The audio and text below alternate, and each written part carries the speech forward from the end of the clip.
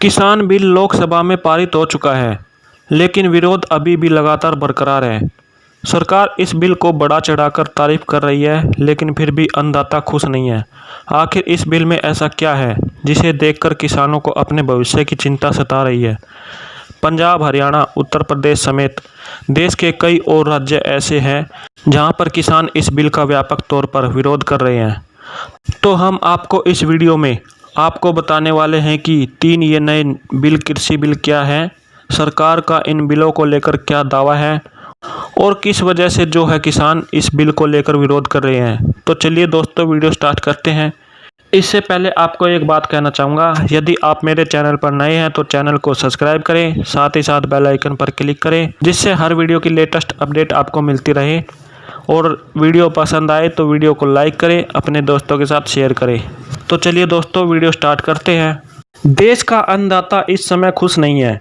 दिन रात धूप में पसीना बहाकर सभी का पेट भरने वाला इन दिनों अपने भविष्य की चिंता में ना ठीक से सो पा रहा है और ना ही ठीक से खा पा रहा है। कारण है कृषि से जुड़े 3 बिल विधेयक। सरकार ने वीरवार को कृषि संबंधी 2 बिल लोकसभा में पास कर दिए हैं, जबकि एक बिल मंगलवार को लोकसभा में पारित हो चुका है। सरकार इन बिलों को किसानों के हित में बता रही है, जबकि किसान नेता समेत कई सहयोगी दल और विपक्ष की पार्टी इनका विरोध कर रही है। आखिर क्यों इन बिल के खिलाफ संग्राम छिड़ा हुआ है? आखिर क्यों इन बिल के खिलाफ इतना विरोध हो रहा है? आखिर क्या है ये तीनों बिल? आपको इन बिल के बारे में जानकारी दे देता हूँ। दोस्तों, अध्यादेश के माध्यम से सरकार 5 जून 2020 को इन बिलों को लेकर आई थी। पहले बिल की हम बात कर लेते हैं दोस्तों। पहला बिल क्या है? कृषक उपज व्यापक वाणिज्य संवर्धन और सुविधा बिल 2020, जिसे इंग्लिश में बोलते हैं the farmer produce trade and commerce bill 2020। इस बिल के तहत क्या होगा दोस्तों? तो हमारे देश के किसान वो अपनी उपज का दाम खुद ही तय करने के लिए स्वतंत्र होंगे। किसान की जो फसल होगी उसको सरकारी मंडी में बेचने की बाध्यता खत्म कर दी गई है। पहले हमारे देश का किसान जो भी कुछ फसल उगाता था उसे अपनी सरकारी मंडी में ही बेचना पड़ता था। तो इस तरह की बाध्यता को सरकार ने समाप्त कर दी है। यदि आपको मंडी के बाहर अपनी फसल का भाव अच्छा रेट पर मिल रहा है तो वह वहीं पर अपनी फसल को बेच सकता है और अपनी आय को बढ़ा सकता है। इस बिल के माध्यम से किसान अपनी फसल को कहीं भी बेच सकता है। अब बात कर लेते हैं दूसरे बिल की। दूसरा बिल क्या है? कृषक सशक्तिकरण एवं संरक्षण कीमत आश्वासन और कृषि सेवा करार बिल 2020, जिसे इंग्लिश में बोलते हैं the farmer empowerment and production agreement of price assurance and farm service bill 2020 कहा जा रहा है।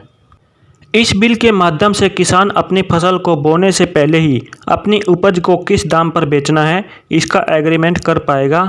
यानी कि कोई किसान है वो गन्ना उगा रहा है तो वह पहले से ही किसी कंपनी के साथ करार कर लेगा कि मैं इतने दर के हिसाब से अपने गन्ने को आपको बेचूंगा, और उसके बाद जो कीमत होगी उसको पहले से ही तय कर ली जाएगी।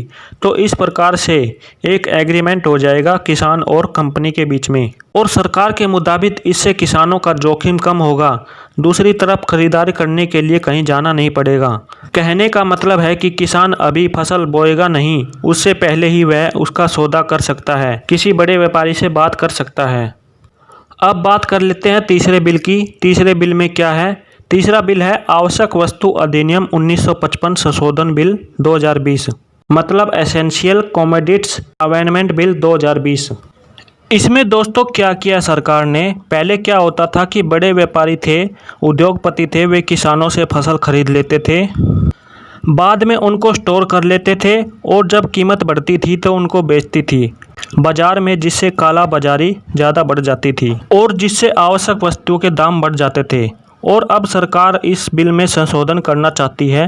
सरकार का कहना है कि जो आवश्यक वस्तु हैं उनकी जितनी आवश्यकता है उससे ज़्यादा उत्पाद हो रहा है, इसीलिए इसमें संशोधन करने की आवश्यकता है। दरअसल काला बाजारी रोकने के लिए एक बिल 1955 लाया गया था, जिसके तहत व्यापारी द्वारा कृषि उत्पाद की लिमिट से अधिक भंडारण पर रोक लगाई गई थी। अब नए विधेयक में आवश्यक वस्तुओं के संशोधन बिल 2020 के तहत आवश्यक वस्तुओं की सूची से अनाज, दाल, तिलहन, खाद्य तेल, प्याज और आलू जैसी वस्तुओं को हटाने की बात की जा रही है। इन वस्तुओं पर राष्ट्रीय आपदा या अकाल जैसी परिस्थितियों के अलावा स्टॉक की सीमा नहीं लगेगी। तो दोस्तों, अब आपने समझा कि ये तीनों बिल क्या हैं और सरकार का इन बिलों के बारे में क्या कहना है, वो आपको बता देते हैं। सरकार का मानना है कि नए बिल के हिसाब से कृषि और व्यापारी की उपज की बिक्री से संबंधित आज़ादी मिलेगी।